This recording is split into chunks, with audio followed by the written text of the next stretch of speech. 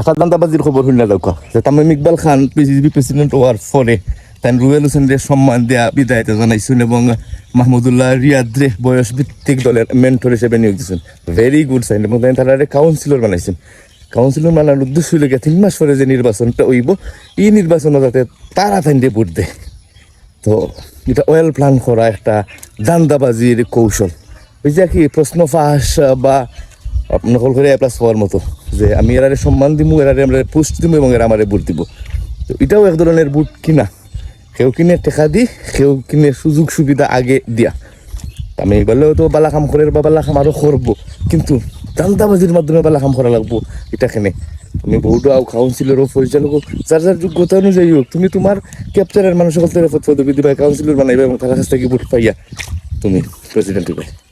এটা হলো শুভঙ্করের ফাঁকি এবং বড় ধরনের দান্দাবাজি। কারণ আমি বলে ফ্যামিলিটাও লাগবে।